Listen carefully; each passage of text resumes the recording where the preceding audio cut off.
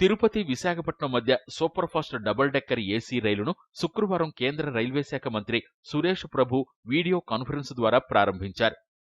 1200 సీట్ల కెపాసిటీ గల double decker train వారానికి 3 రోజుల పాటు తిరుపతి నుంచి, మరో 3 రోజుల పాటు విశాఖపట్నం నుంచి నడుపుతారు. ఈ డబుల్ డెక్కర్ ఏసీ ట్రైన్ ప్రారంభంతో తిరుపతి, విజయవాడ, గుంటూరు, విశాఖపట్నం మధ్య రాకపోకలకు మరింత సౌకర్యవంతం కానుంది.